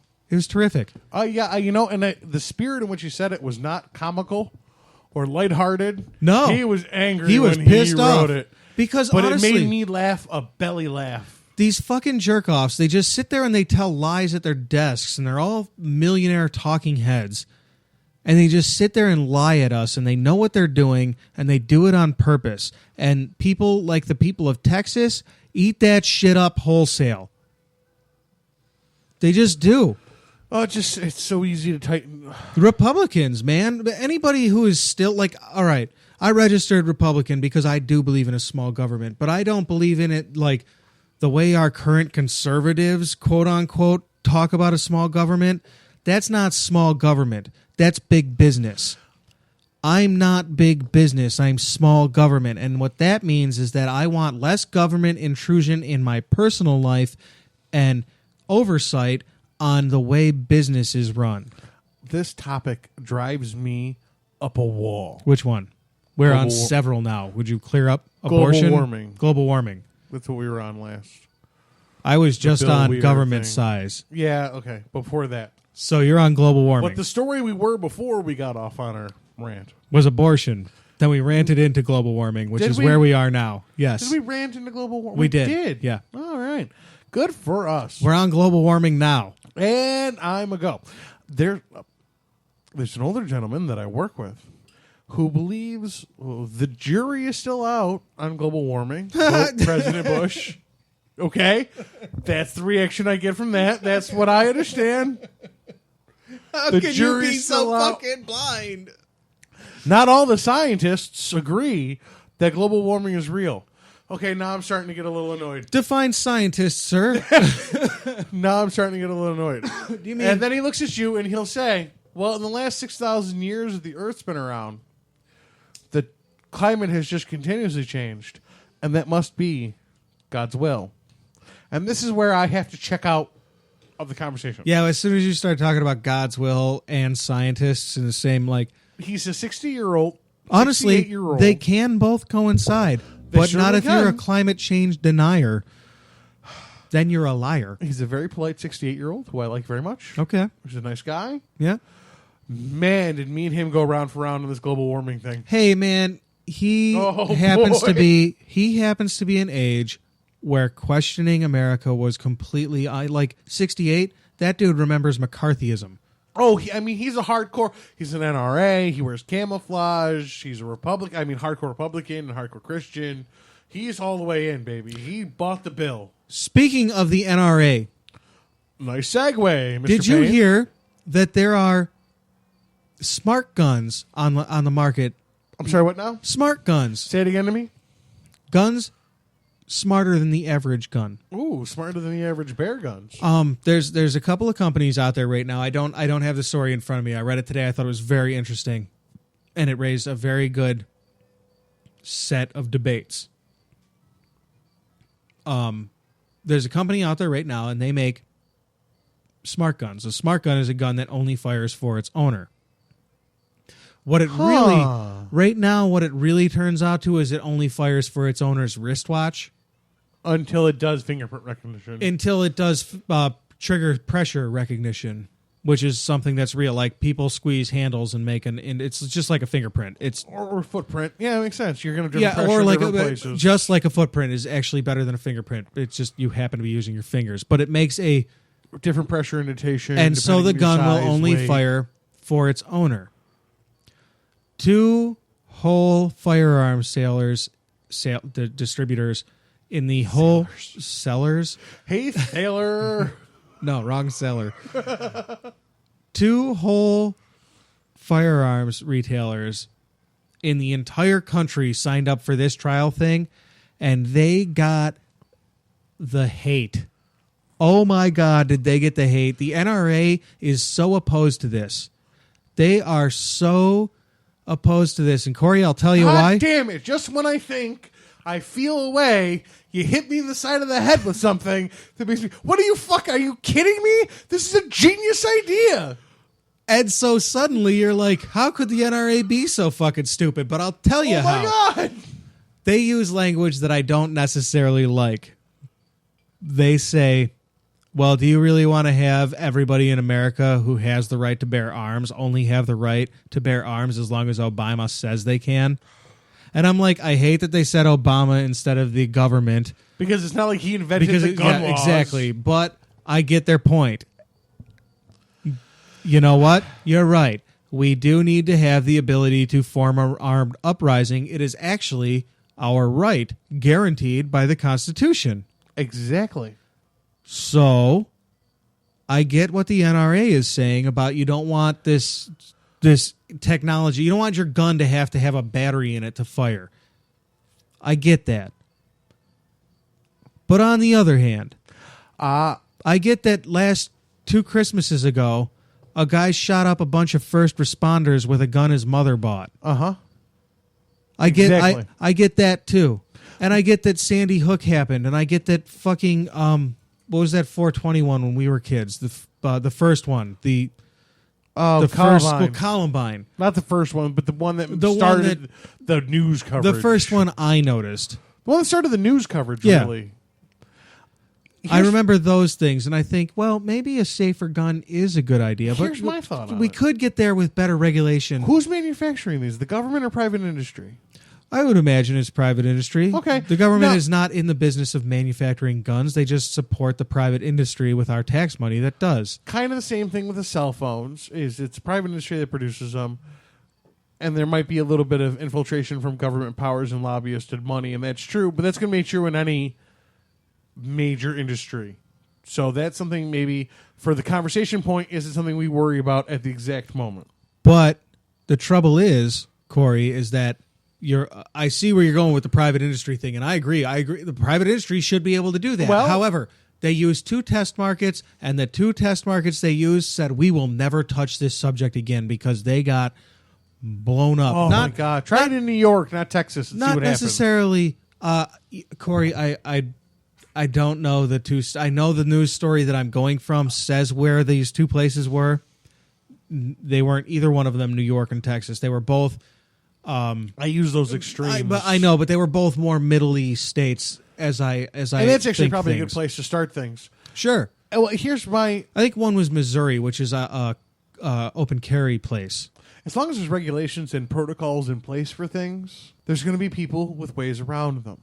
Yeah, criminals will be criminals. But sometimes regular people will resort to criminal acts for what they believe is a positive cause. So for the militias out there who are worried about they won't be able to form their militias without the government knowing, I'm going to think that within a short time of this technology rolling out, you'll have ways to work around that. You know who I want to have smart weapons? Because I don't think that this is a yes-no thing. I can agree with that too. Some people, like some situations maybe, some situations differently. I think you should have the right to choose what kind of firearm you have the right to purchase if you're a licensed firearm purchaser. Okay, we're talking the difference. Are we talking the difference between a shotgun and a pistol? No, we're talking Or we're about talking about no. We're talking about where it applies. Listen, we're talking about where it applies to smart weapons. Okay. I don't care if. All right, in New York State, anybody can buy a rifle. I actually think that that's how it is everywhere in the country. Is you can buy a rifle, you can buy a shotgun. You don't need to apply unless you're fucked in the head. They're going to do a background check. They should do it. Anyway, You don't need a permit, but you do have to apply. I think that you should have the right to choose whether you want to buy a smart weapon or not. I think that to legislate, and this is where the NRA comes in. I love it. I love it. They're afraid that what's going to happen is that this product is going to get out there, and then legislation is going to enforce that this is how you have to have it. And I agree with them that shouldn't happen. But to stop this market from even forming because of that fear, that's fucking paranoid. Because I'll tell you what, NRA, when the uprising comes, you'll still have your guns that fire. But the people with the smart guns, you'll all get to point at them and be like, I fucking told you. But if that doesn't happen, then why shouldn't the market be able to support people like me who would like to? I would like to have a self-defense weapon in the house that a child couldn't fire. I love every minute of it. I would wear, let it be attached to my cell Just phone. making it an available accessory. Maybe make some kind of incentive. If you're in my house and you already have my cell phone and my gun, if you already have my cell phone, say that you break into my house and I have a smart gun because I don't want my fucking kids getting into my shit, and I set the distance for that gun to fire from 15 feet from my phone. If you're in my house, There's nowhere you can be that I can't shoot you. And if you already have... I know the charging station's in the exact center of your house. Yeah. I know right where it is. Right. So I don't have a problem with this as a choice, but to say that all firearm owners must buy a smart gun. I'm right with you here. But that's not what they're saying. This is just a product that got shot down because people are afraid of this kind of progress. That eventually somebody would mandate them to have it. I love what you're saying here. I'm right with it. The only reason, that is the only reason I can think of that a legal, law-abiding citizen who wants a home protection gun, or even is a gun enthusiast, wouldn't want something that was only capable of firing under their command. Except for exactly what you said, and that is an organized and unregulated militia. Right. And so that loop has to be there for people to be able to do that. And honestly, if you care that much about when the uprising comes, get a gun that's not that. Keep it in your house. There's millions and millions and millions of guns produced before anything was even thought about. It's not like they're trying to corner the market here. They're just trying to provide an option for consumers. And the NRA, while not directly having a hand in the stomping down of this, a lot of people with NRA stickers are directly correlated with having a hand in stopping this. I really like the wristwatch thing. Tech geeks do, man. It's a smartwatch that lets you shoot a gun. It suddenly turns step counting not gay. You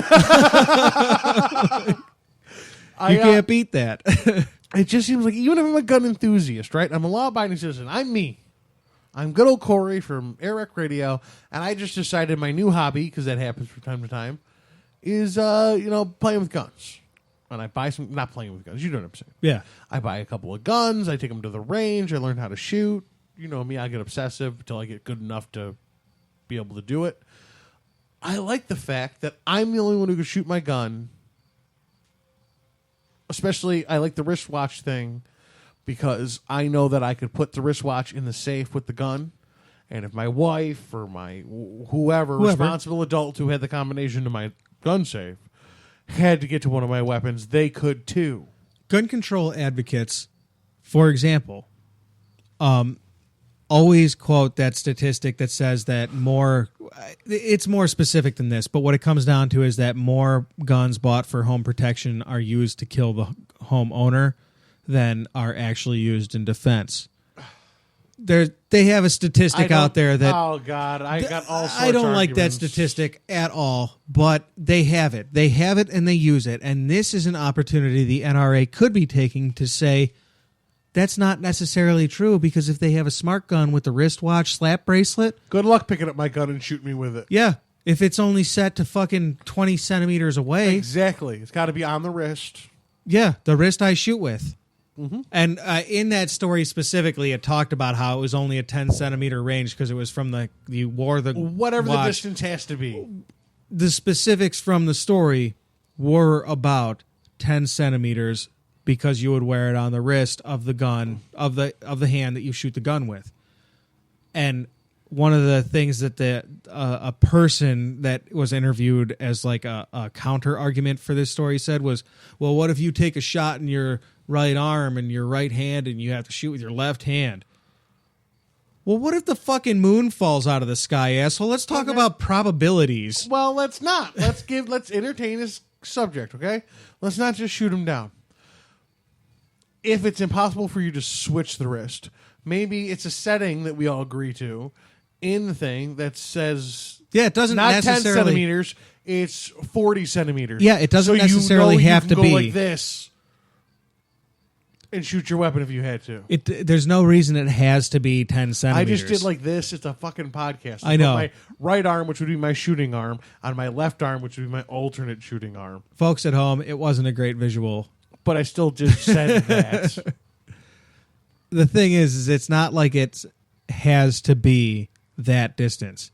Honestly, I don't, there was nothing in the story that said it couldn't be the 15 feet that I said earlier. Because honestly, if you've got my phone and you're in my house, you're not far enough away from my gun for me to shoot you. Counterpoint that just flopped into my head. You use the phone as your, contact point, right? Yeah. We know for a fact. Which is not This was about a wristwatch. We know for a fact, and I'm not saying the wristwatch is impervious. As a piece of technology that you would use to link your gun to. We know the government can get access to it. Mm-hmm. They could shut your gun off. And that's what the NRA says, Corey. But the thing is, nobody says that all guns have to be this. That, if somebody does say that, that's the problem. That is a real issue, because to say that all guns have to be this is foolhardy and wrong. But to give responsible homeowners who also want to be responsible gun owners you're the never option going to have your gun shut off because you're a responsible gun owner. to give people like me the option to have a gun in their house that there is no chance their child could shoot. Great pro. That's a good thing, and the NRA should be standing behind that. Another good pro, as long as both technologies are available, non-smart gun and smart gun. Another good pro would be, are there any known guns in the house? Are they smart guns? What the cops are on the way to domestic violence? Are there any weapons in the house? Is the question they always ask. Are there any smart guns? Check. There's a smart gun. At least that gun we can turn off while the cops are going on their way. I got to give a quick qualifier, because if I don't, when I edit this show, it's going to drive me up a wall that I sounded like such a fucking hypocrite. When I say I want a gun in my house that is safe, that I know my children aren't going to shoot, just a couple minutes after I say you're not going to be in my house and not be 15 minutes away from my phone, what I'm talking about is I want a gun that recognizes my squeeze. As well as has to be next to my phone. Which is not something we've spent a lot of time talking about in this conversation, but we did bring it up. Guns can recognize the shooter's squeeze, and that can be used as an identification. I don't care if it stands the DNA from your sweat. Whatever. Something that identifies you as an individual person. Have it have a fingerprint thing on the safety.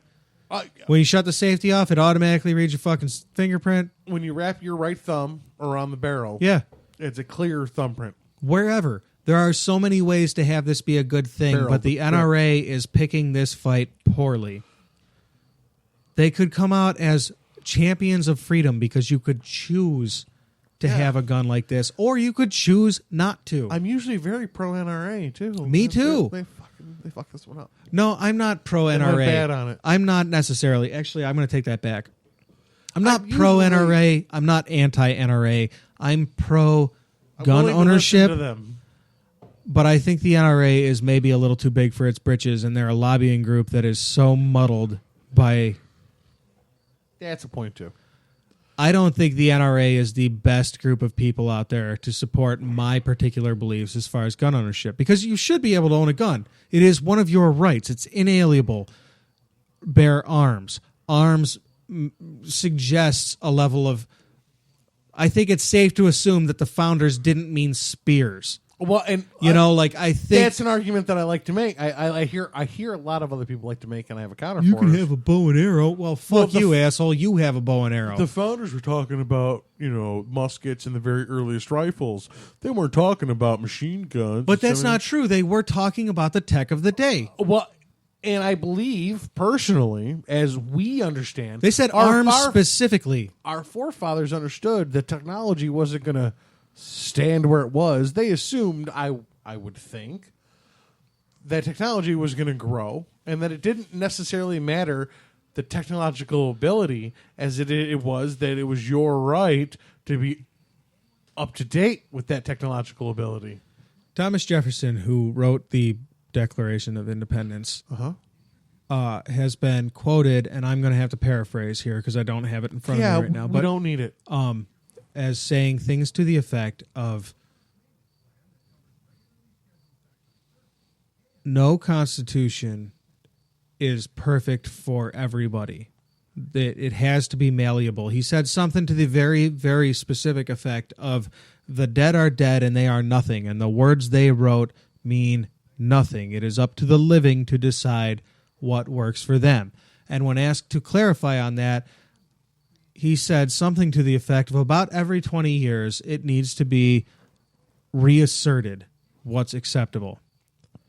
And we are standing on the precipice of a 20-year period in the middle of the downturn economic side of an 80-year period We're sitting on a special place in America, and places like the NRA who refuse to accept nuance in these times are becoming irrelevant to people like you and I. They have a point, and they're arguing it, but they're arguing it wrongly. Their point is that nobody should be legislated, but they're stopping people from having the choice for the fear that they'll be legislated. Cutting off the arm before the gangrene. Exactly. Throwing the baby out with the bathwater even. Bingo. Cutting off the nose to spite the face. Oh, wow, there's a million. A million I came of up them. with my own, but Yes. you just spouted off some old shit. You know, let's see how It is. means the same thing, Right. essentially. Stopping progress because you're big enough to do it is an impedance to progress. And if in a capitalist society, if you stop progress, you stop competition. If competition is stopped, you're not capitalist anymore. You're fascist. How about this one? And we've done it as a story before. It's a little bit of a callback, if you would. 3D printed weapons. How about in no time at all, and this isn't going to matter. And you'll still be able to purchase your smart weapons for the guys like me who think it's a safe idea for their kids and their families. 3D printed weapons is the perfect application for a smart weapon. How about this? If you have a pistol permit, you can 3D print a weapon, but it's a smart weapon and it's synced to you only. This loosens up the regulation.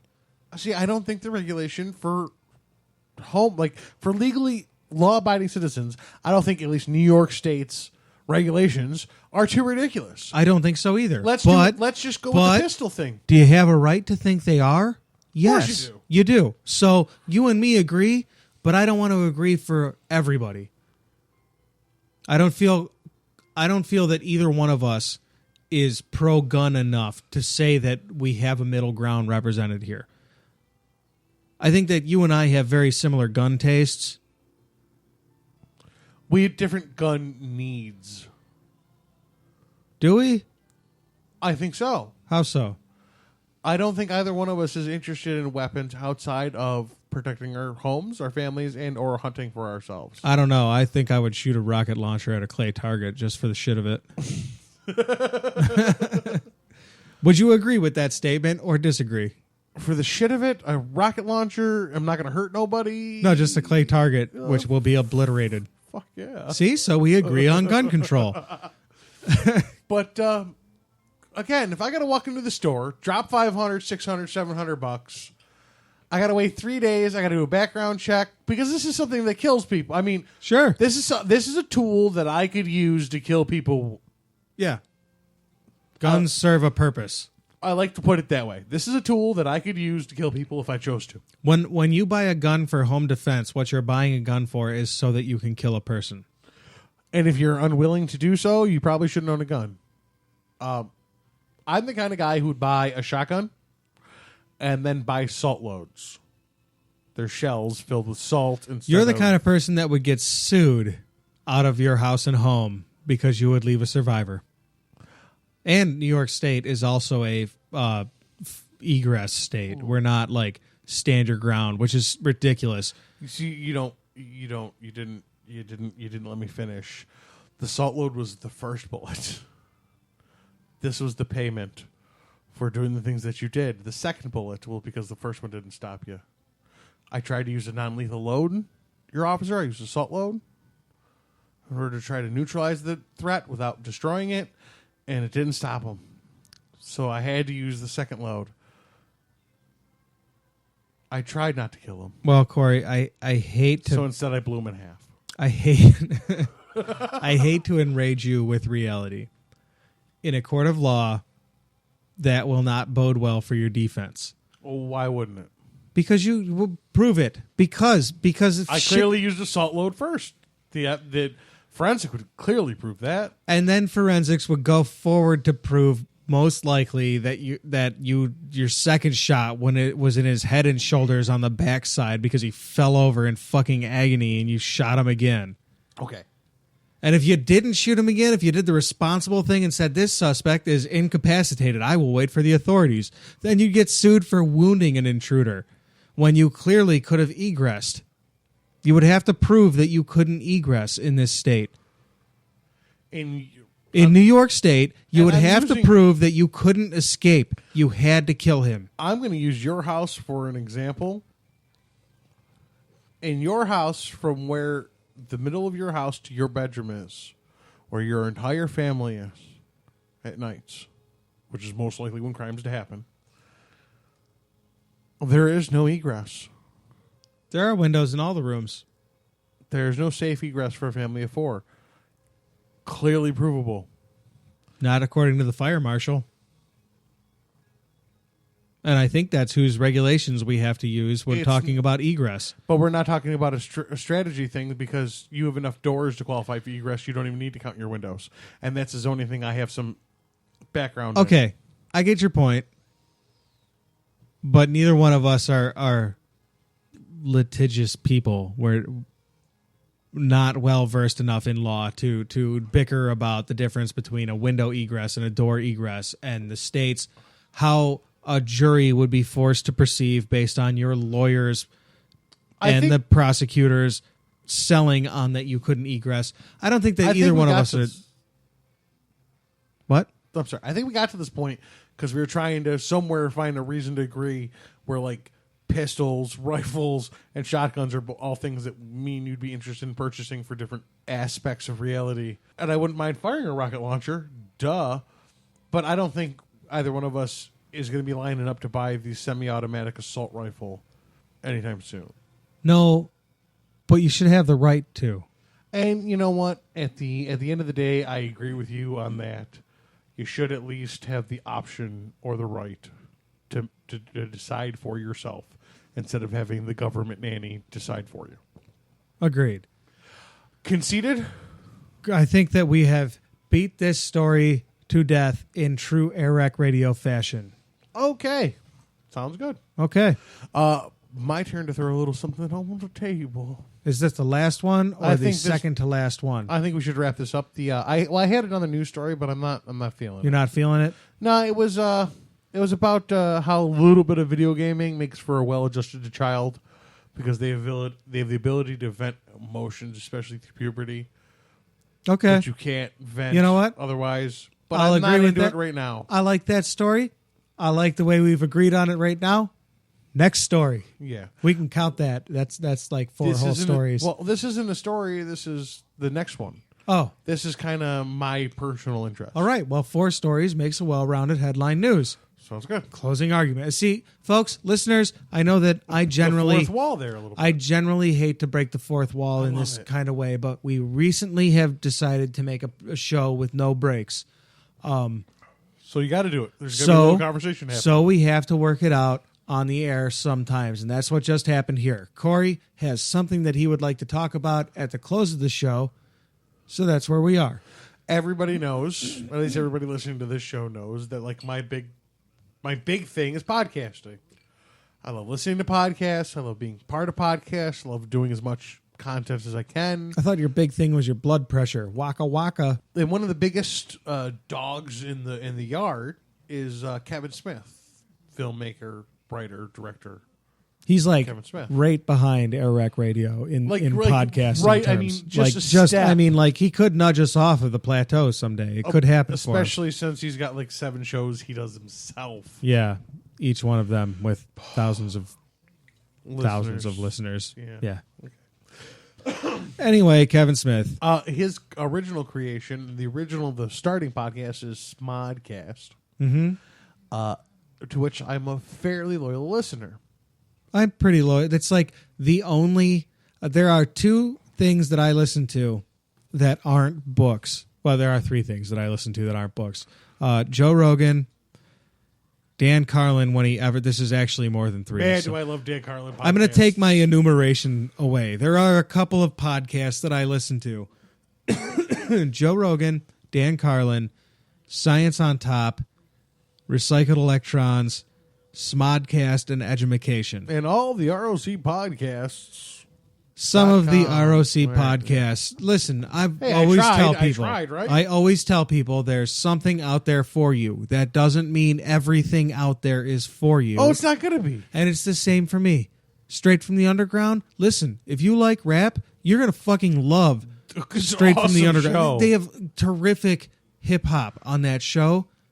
Unfortunately, I don't enjoy a bunch of hip-hop, so it's not really the show for me. However, Mental Overload, I enjoy on my their regular show. listen list. Not quite regular, but every time I listen, I laugh. I love those guys, but I They're don't my listen. regular listen list.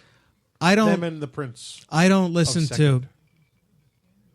I don't listen to anything regularly except books these days. I've kind of fallen off of the podcast bandwagon. Boo. You're right. What a terrible plug I'm giving. Yeah. But I do still listen to Mental Overload sometimes. And I do still listen to Second Prince more often than not. I love these rousing endorsements. No, I really do. I know. I'm just picking. I really do make an effort to listen to their show, but like comic books are like, I really enjoyed comic books, and I like, there are things about comic books and comic book movies and pop culture that they do on their show that I love, but I just don't engage with.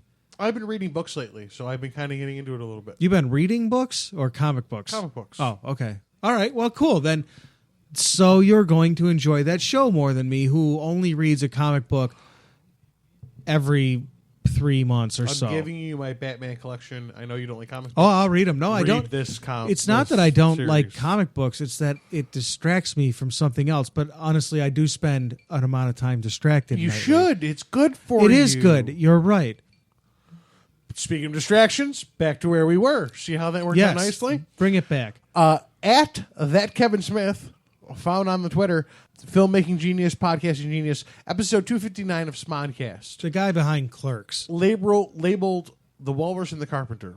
Him and Scott Mosier, decided or discussed a fictional situation that stemmed from a classified ad that they had read, which later turned out to be fake, but it doesn't matter. They crafted a story on the air, on their podcast. Wait. The ad that they originally read in 259 was fake? Turned out to be fake. What the fuck? But it doesn't matter. This is well into the story. I don't agree. That does matter. I don't think so at all. Walrus, no. Fuck you. That's where I was going. At the end of the story, they said, all of our listeners, if you think this would make the movie we think it would make, hashtag Walrus yes. If I did hashtag Walrus yes. Walrus no. That was Smodcast 259. 259. So if you want to hear more about the specifics of it, go and listen to 259 of Smodcast. It is terrific. I wasn't going to get into the specifics because there's no way we could do it like Kevin and Scott. Yeah, okay. I want to be clear that like we're not doing that. No. Go and listen to wherever you found us, unless you went to AirWreckRadio.com. If you went to Stitcher, iTunes, whatever, go and find Smodcast, find episode 259, listen to it. It's hilarious. Don't listen to it in polite company with headphones on. You'll look like a fucking raving lunatic because it is hilarious. You'll be laughing your balls off. Don't think you're going grocery shopping on Sunday morning with this on your iPod. Not going to happen. You're going to look like a jackass. This is private time laughing. Yeah. Oh, yeah. This is belly laughing. So, but all this laughing took towards a horror movie. They made a movie. In less than a year, they wrote the script. Kevin wrote it himself in less than a month. Casted, produced, financed, marketed, and is now waiting release. Tusk. The first of Kevin Smith's horror films. The guy who brought you Clerks, Mallrats, Chasing Amy, Dogma, Cop Out. Whatever. Anyway, we don't need to go through his whole discography. He's launching his very creative individual brain into horror films. Tusk. Okay. And a couple of points I wanted to make. It's one, I wanted to play the trailer, and that's self-serving because I'm a big Kevin Smith fan. Well, Corey, and I have a chance to maybe do a little promoting for a fandom. Sure. Somebody that I care about. For sure. Especially one of the pioneers of podcasting. I haven't seen the trailer. Do you have it all potted up over there? I'm going to come over and watch it. Oh, yeah, I've been staring at it all night. All right, I'm going to come over. You play it. Okay. Always do sober what you do drunk, and it'll teach you to keep your mouth shut. Hemingway said that. Yes, he did. And he said it to me. I don't want you to go to Canada tomorrow. It's for the podcast. It's what I do. I travel around and I interview weird or interesting people. So look out, you crazy Canucks. Wandering Wallace takes a raunchy road trip up to the Great White North. Hello. I'm an old man who has enjoyed a long and storied life at sea. And after eons of oceanic adventure, I know I do not wish to spend my remaining years alone when I have such stories to share. How far is Bifrost from here? It's about 2 hours from here. It's about 2 hours away. I hate American guys. Good evening. It's nice to meet you. Could I interest you in some tea? So what happened after the boat sank? I was alone, and then something very swift and frightening moved by me. A walrus saved your life? The walrus is far more evolved than any man I've heard of. Present company included. Thank you. You're welcome. Would you? Would you? There. It'll be all right, Mr. Tuss. He hasn't called me in 3 days. I'm worried.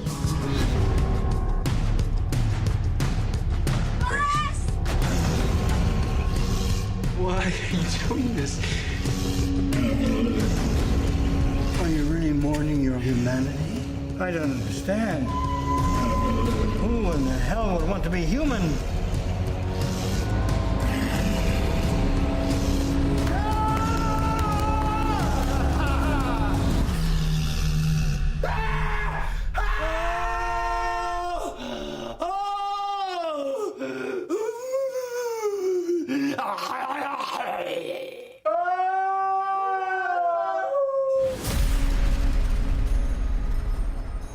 I'm so scared. This guy wants to turn me into an animal or something. I don't want to die in Canada. I don't want to die in Canada. That's fine. The whole thing. Now, Kevin assures us that the trailer only gives away 20% or so. Well, it definitely didn't show the guy as a walrus. Well, that's the whole point. Because You don't that show is the point of the monster. movie, is that, like, this guy is, like, stitching this guy's legs together and shit and turning him into a human walrus. That trailer was awesome. And because, like, I have a hard time quantifying this as a horror movie because, to me, it's going to be hilarious. I don't want to die in Canada. I think, since he's been a That's comedy writer, terrific. venturing into what he feels is a darker horror. Sure. It's going to be both. There's going to be a lot of dark humor involved here, I think. He's a funny guy. You watch his movies, you listen to his podcast, he's a funny guy. Can I tell you a Kevin Smith story? Feel free. I love Kevin Smith. I actually have a very, very recent Kevin Smith movie story. Like most people, when they talk about Kevin Smith movies, they want to tell you about high school and shit. I want to tell you a story from this past weekend. So, my wife was home, finally, from the hospital. But I had to go to work on Saturday. It was necessary for me to make my week. I had to go to work on Saturday and see what I could pull out. By the way, turned out a kick-ass week for a 3-day week. Good job, buddy. Really good. Like, I don't want to get into specifics. It went really well. Anyway, Friday night, I picked up my mom to come over and help Tammy with the kids in the morning. Well, Tammy and I hadn't seen each other in, like, a week. Like, we hadn't, like, Friday was the first night that she was home. Like, it's not that we hadn't seen each other. It was just, like, that was the first night that she was back home. She was Life gone. was not normal for She was gone. We've been together 7 years. In that 7 years, we've spent, like, 2 whole nights apart from each other. So to be apart for, like, 4 days, big deal. 5 days at night. It sucked, man. It sucked bad. So Friday was the first night that she was going to be home. So we were going to watch Clerks 2 because Thursday night I got drunk all by myself to watch Clerks 2 and it was hilarious. It was funny as shit. And it would have been funny as shit with my wife, but we had my mom over too. And so Clerks 2 was like incredibly awkward. See, like, I'd watch Clerks 2 with your mom. No you problem. would, sure, yeah. And if you were there too, it probably would have been less awkward, but you weren't, and neither was anybody else. Just me and 'Cause I can Tammy, make your mom laugh. who would have laughed our asses off at Clerks, or me and my mom, or me and my wife and her mother-in-law. So nobody felt entitled to laugh at anything because, you know, it's Kevin Smith movie. Said I was always good at making your mom laugh. So am I. But this was awkward because it was Clerks 2. You see, your mom's Clerks a good 2 laugher. recently. She is a good laugher. She's a good laugher. Good spirit, that one. So Kevin Smith, awesome movies. Maybe not to watch with your mom. He if you have a chance to listen to the latest Smodcast, what he does, it's the Q&A from Comic-Con. Yeah. At Hull H again. Yeah. But this time he does the Tusk trailer. The Tusk trailer.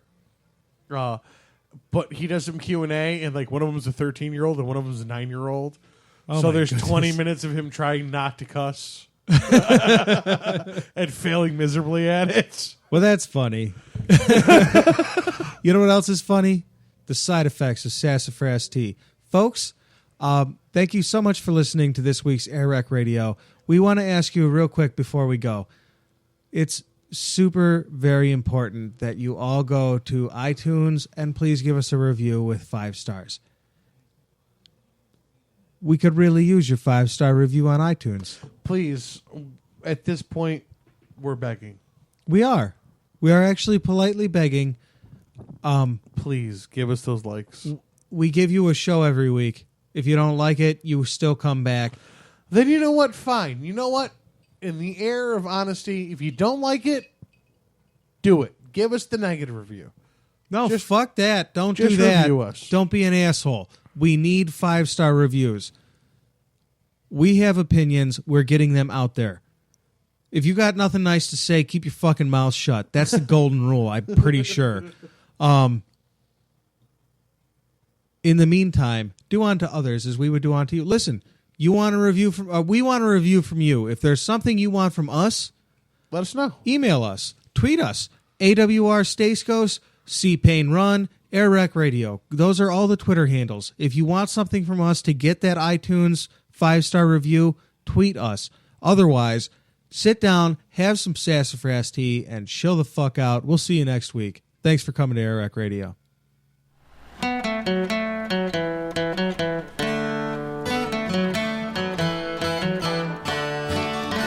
It's late in the afternoon, the sun rising high. There's nothing to do around here, and if there was, well, I wouldn't try. Taking my comforts, taking good care of me. Sitting down in my easy chair, taking a sip of my sassafras tea.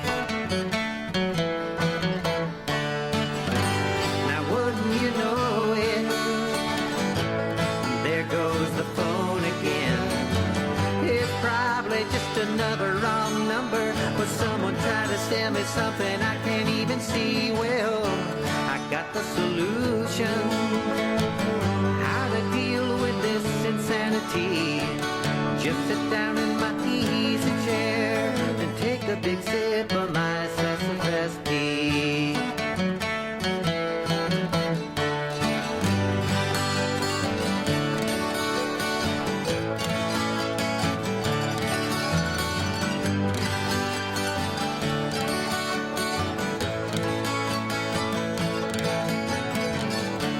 It's getting near evening, the sun going down. I guess I should shake a leg, climb in my car and roll downtown. Check out the city lights, all decked out in a tux and a tie. But I'm sitting in my easy chair, taking a sip of my sassafras tea. Now wouldn't you know it, oh, here come my neighbor Jim. He got the willies and the worries on his mind, and the weight of the world putting pressure on his spine. a solution. I know how to set him free. Set him down in my easy chair and give him a sip of my sassafras tea.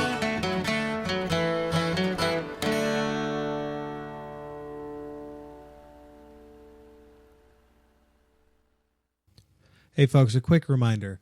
Please go to iTunes, give us a review, preferably 5 stars. We really could use 5-star reviews. Also, please go to www.wolf-pac.com/petition.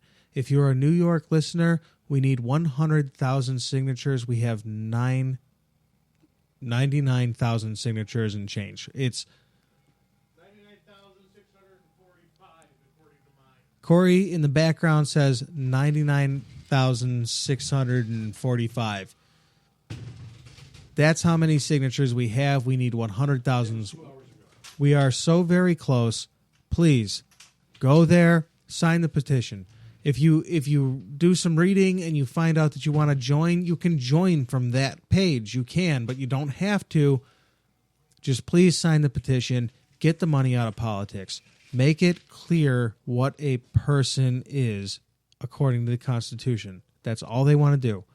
www.wolf-pac.com/petition. Thanks for coming to AirWreck Radio tonight.